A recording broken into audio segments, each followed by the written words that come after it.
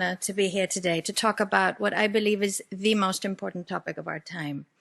The title of my talk, Transhumanism, the Endgame, probably gives away my take on the matter. I'm not going to get into the technical aspects of transhumanism, though I do believe that one of the problems with faith with regards to public understanding of the matter is that it encompasses such a wide range of things.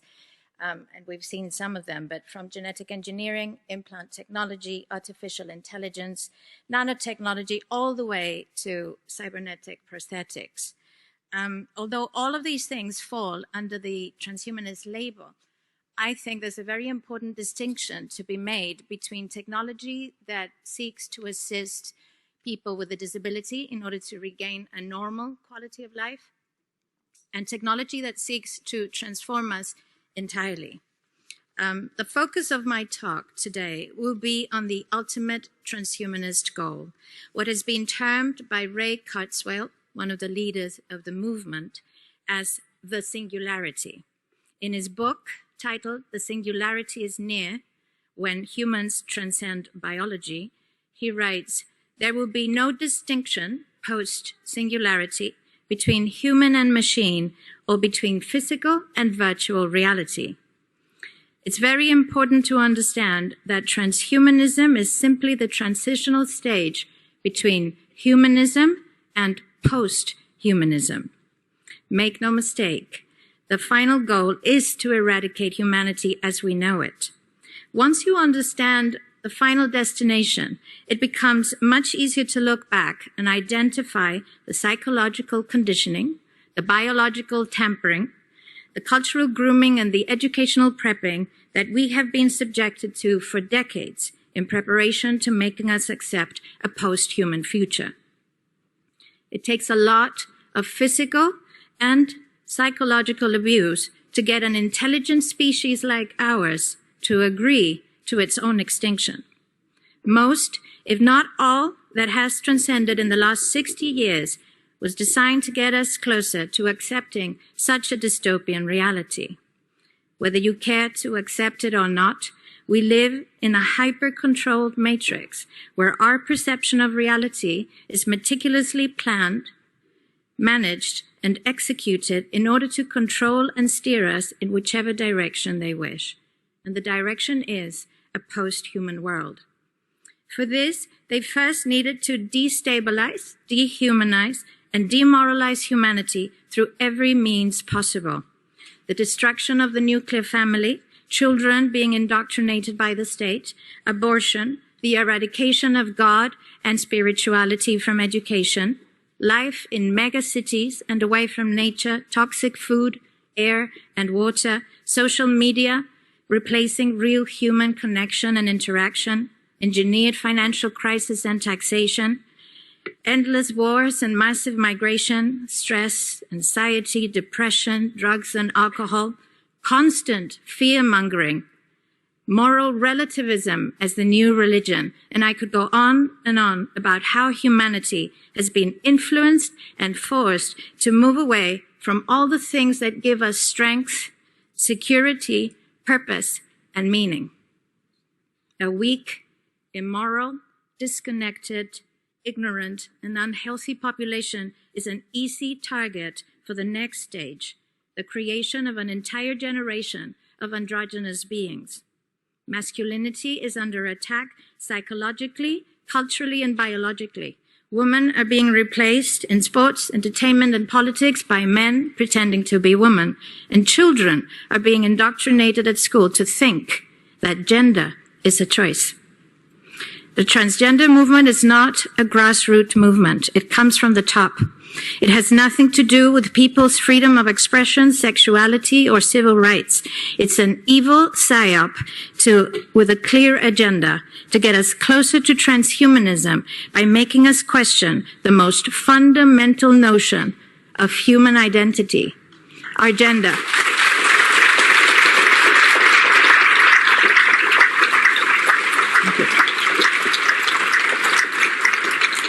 If you don't know who you are, if you already identify as a hybrid between a man and a woman, you will be easily convinced to become a hybrid between human and machine.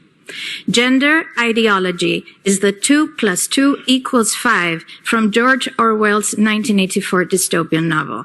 It's the final test to see whether we will follow the most absurd party line towards our own extinction. But 2 + 2 = 4. And no matter how you choose to dress, call yourself, or change your physique, will not change that. The sad reality, though, is that in the gaslighting process to get us closer to a post-human future, they have mentally and physically harmed an increasing number of children and young people, and it's only getting worse. This must be stopped.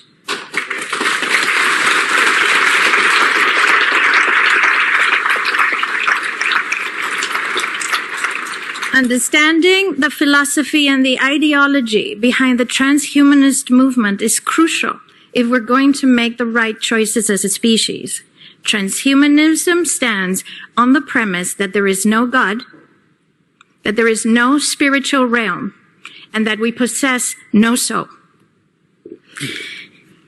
Does anybody feel like a soulless being in this room? It is the most materialistic and Darwinian understanding of who we are. And in my opinion, it is the most reductionist and frankly insulting notion of humanity.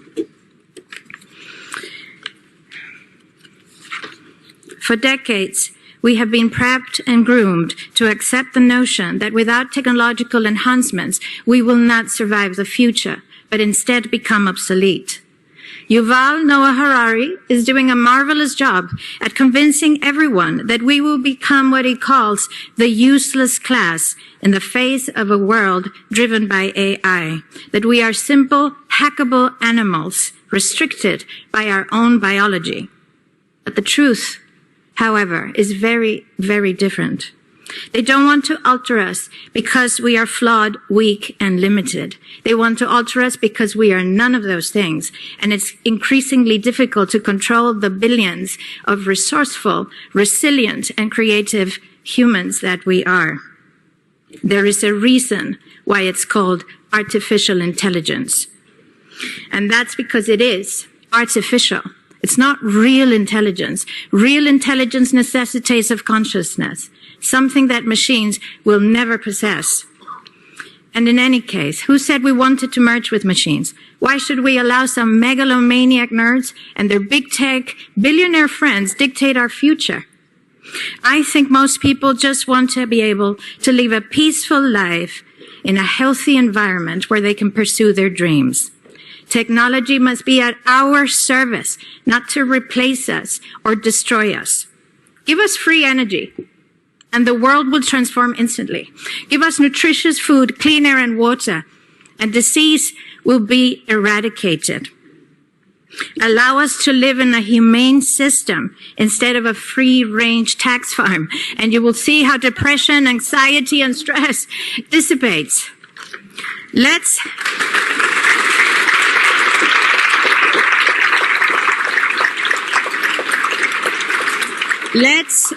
use technology to make our lives more humane, not to make humans a thing of the past. The things we value most are those things that cannot be replicated by machines. Empathy, compassion, courage, intuition, imagination, passion, love, all of the things that make us unique. We are the most sophisticated beings on this planet and possibly the universe, for all we know. Our body is a universe in itself, one that we still have not yet fully discovered, and our brains are the most complex cognitive piece of biological machinery in the world. Just to give you a sense of our brain power, in 2013, joint teams of researchers from Japan and Germany got together to simulate a single second of human brain activity. They created an artificial neural network of 1.73 billion nerve cells connected by 10.4 trillion synapses. Sounds very impressive, but actually it's only a fraction of every human being's nerve cells. Scientists believe we all carry between 80 and 100 billion nerve cells, or about as many stars in the Milky Way. the researchers were actually not able to simulate the human's brain activity in real time. And it took 40 minutes with a combined muscle of 82,944 processes to get just 1 second of biological brain processing time. But they want to make you think you're useless. They don't want to make you better. They don't want to make you a superhuman. The end game is to make you a totally controllable piece of machinery. Another thing in the Internet of Things. As Klaus Schwab has said on numerous occasions, the fourth industrial revolution will not change the world. It will change you. They will entice you with promises of immortality, but it's digital immortality. They will try to convince you of a life without disease and suffering, but by disconnecting you from the natural web of life and connecting you to the grid. And they will speak of becoming gods, Homo Deus, in the words of Mr. Harari. Well, we once took a bite of that apple, and we fell. And we've been falling ever since. But I think we now have a chance to redeem ourselves. We now have a chance to change our ways, to understand our foolishness, to see where we went wrong, a chance to walk in the right direction with appreciation, with humility, with courage, with truth, with faith, and with love. Let's not take this chance to transform ourselves to something different, but to become the best version of ourselves. We are not here to become God. We are here for God to experience life through us. Thank you.